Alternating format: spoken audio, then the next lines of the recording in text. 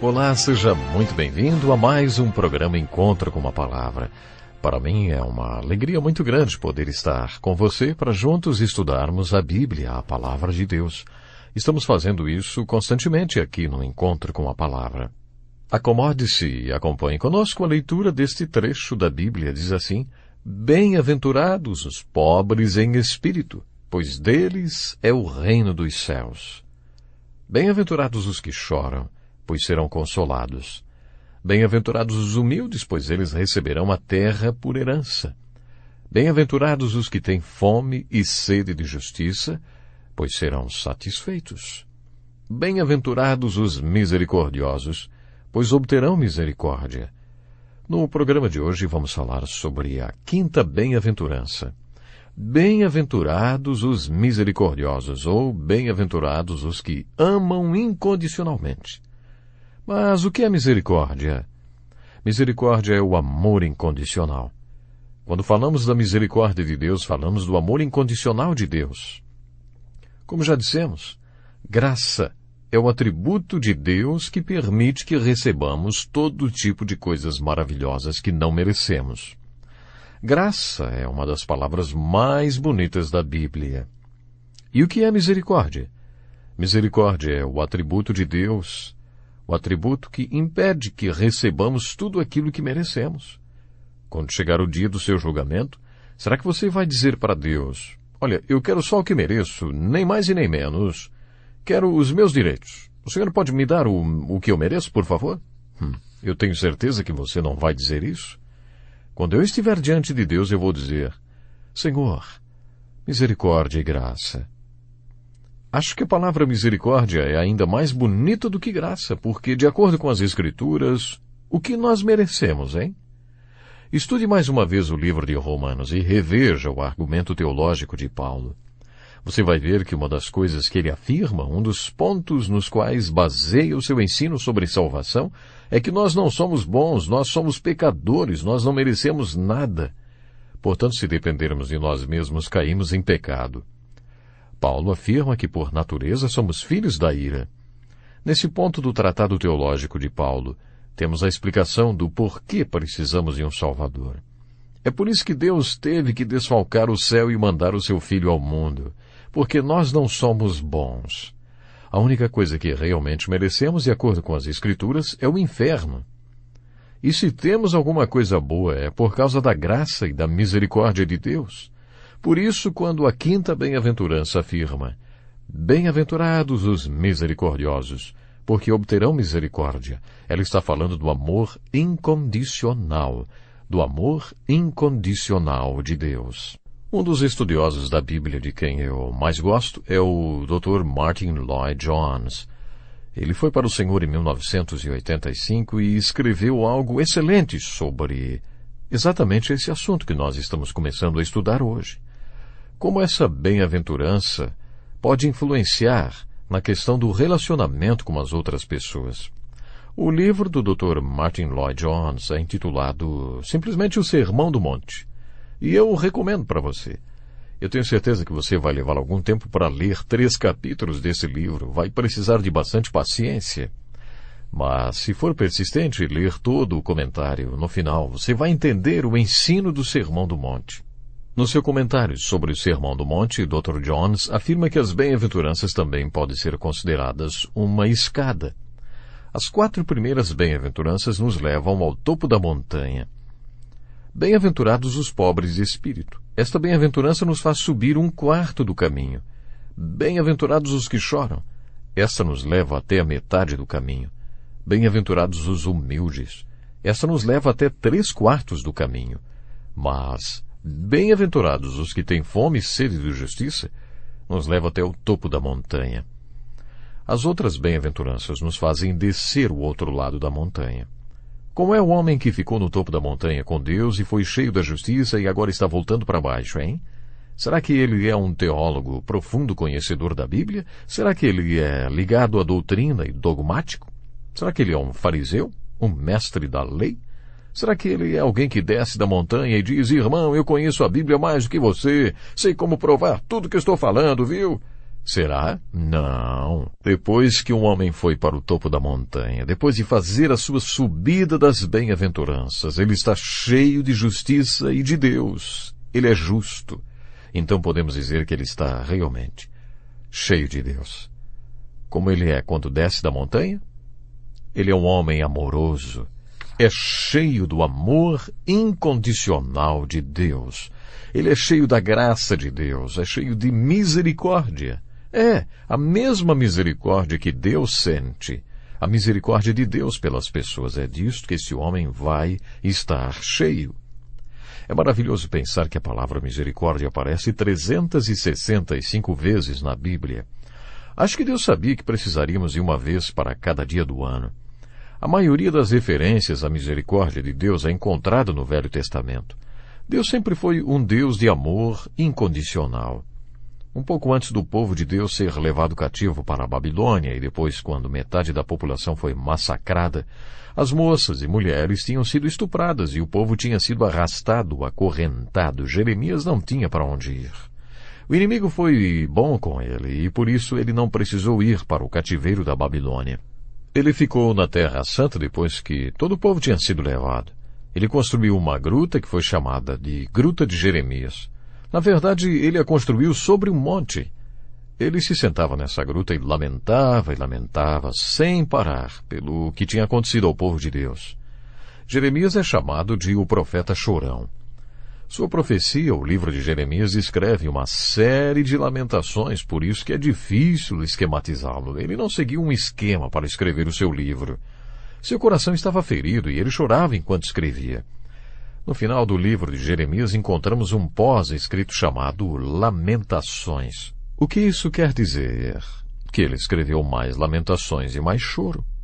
Ele estava chorando por causa do cativeiro e de toda a tragédia que sobreviera ao povo. Mas no terceiro capítulo da choradeira, no livro de Lamentações, Jeremias recebeu e registrou uma revelação. Ele afirmou que por causa da revelação que recebeu, ou melhor, da qual foi lembrado, que ele agora tinha esperança. E você sabe que Deus o fez lembrar e lhe revelou naquela caverna lá no alto da montanha? Jeremias, eu nunca deixei de amá-lo. Aí então, Jeremias ficou pleno de inspiração e bênção e escreveu: graças ao grande amor do Senhor é que não somos consumidos, pois as suas misericórdias são inesgotáveis, renovam-se cada manhã, grande é a sua fidelidade. Deus nunca deixa de nos amar. Dizem que alguns séculos mais tarde, naquele mesmo monte onde Jeremias construiu sua gruta, Jesus Cristo foi crucificado. Aquele monte foi chamado Gólgota em hebraico e Calvário em latim. Naquele mesmo lugar onde Deus deu a certeza a Jeremias de nunca deixar de amar o seu povo, ali mesmo naquele lugar Deus derramou seu amor incondicional, não apenas pelo povo hebreu, mas por todo o mundo. A misericórdia de Deus. Quando o homem vai para o topo da montanha porque tem fome e sede do que é justo e correto, e Deus o enche de justiça, ele é cheio do amor incondicional, porque justiça é amor. Deus é amor. Deus é justiça. Vem tudo junto.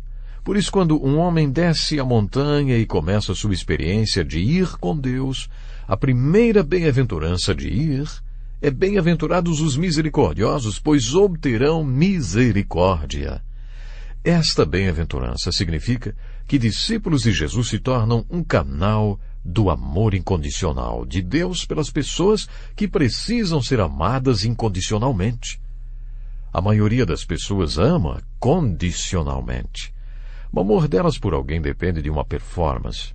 Olha, faça isso e mais umas 100 coisas e aí talvez eu ame você, viu? Mas não esqueça de fazer isso. É dessa forma que muitas mulheres são amadas. E muitos maridos também só são amados desta forma. Quando você sente que só é amado nestas condições, torna-se inseguro dentro da relação, porque mesmo que hoje você faça tudo direitinho, como pode saber que amanhã vai conseguir outra vez? Se um homem sente que é amado por sua mulher, porque é um bom provedor para a sua família, como ele se sentirá se perder um emprego, hein?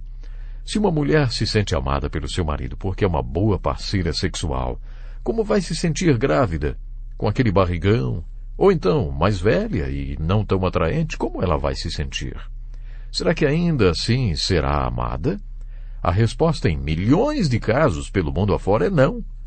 Por isso hoje, o mundo enfrenta problemas tremendos. O amor entre as pessoas é condicional, é baseado na performance delas.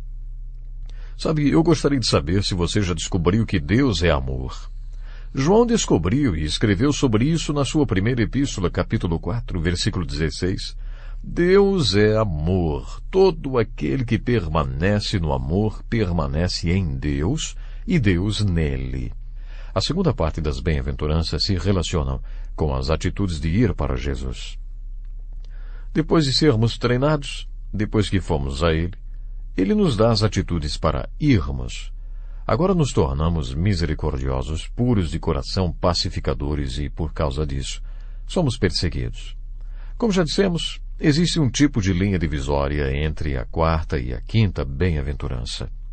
As primeiras 4 bem-aventuranças têm a ver com o que Jesus pode fazer em nossas vidas. Nós e Cristo. As outras 4 bem-aventuranças são desenvolvidas no nosso relacionamento com outras pessoas. Desenvolvemos nossos talentos sozinhos, na privacidade, mas, para que nosso caráter seja desenvolvido, precisamos interagir com outras pessoas.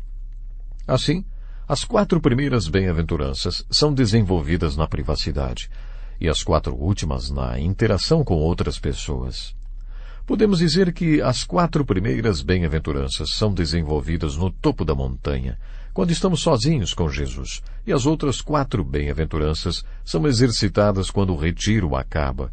Descemos a montanha e voltamos para as multidões que estão no sopé da montanha. Também dissemos que as 8 bem-aventuranças podem ser divididas em pares. Bem-aventurados os pobres em espírito, que choram porque são pobres em espírito. Essas 2 andam juntas.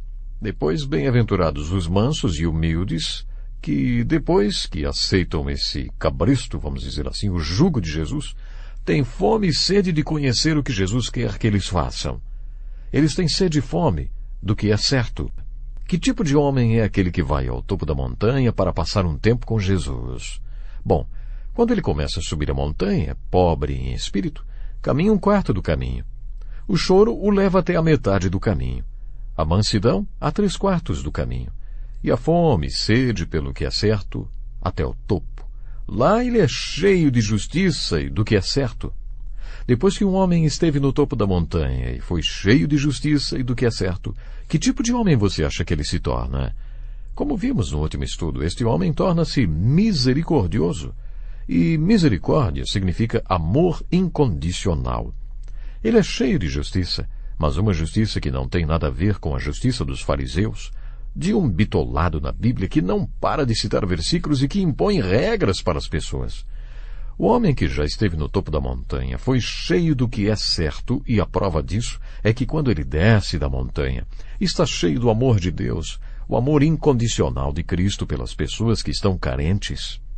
Sempre que somos amados, nós nos perguntamos por quê. Se fôssemos amados com amor incondicional, não faríamos esse tipo de pergunta.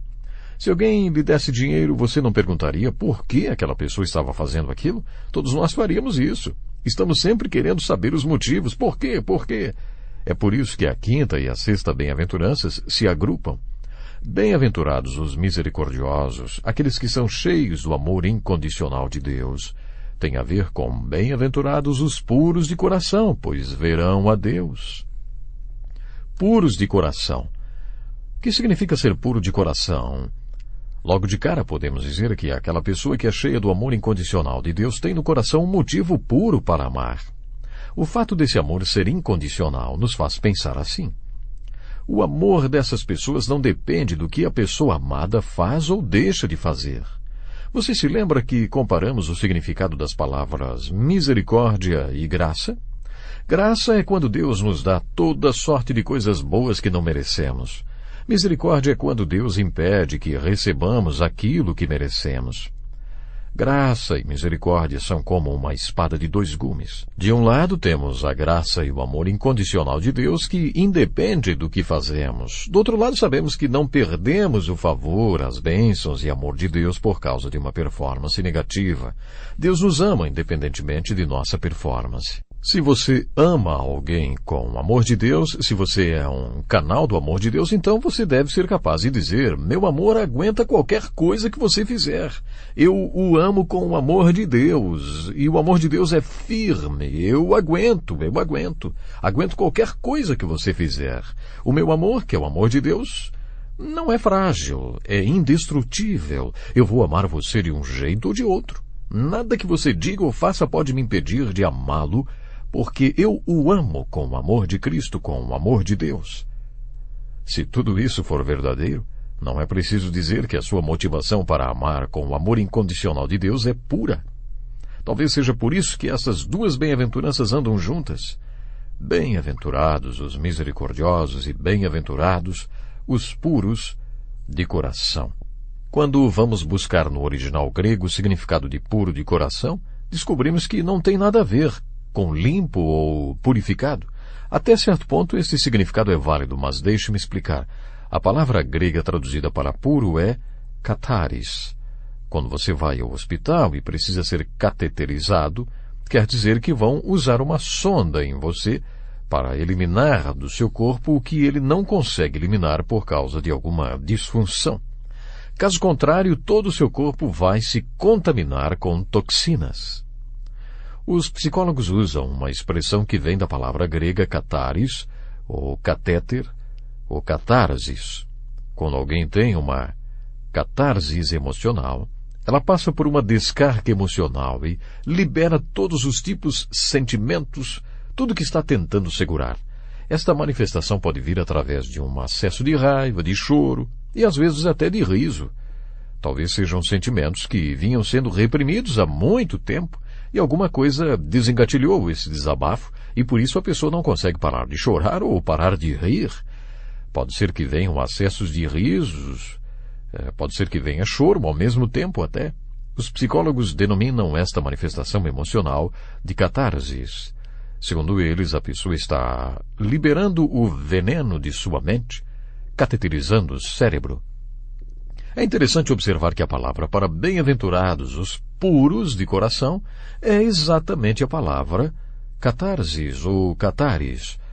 Peça a Deus, ao Espírito Santo, que você seja cateterizado espiritualmente, que o seu coração seja cateterizado e que seja liberado dele tudo o que é contrário ao que Deus quer.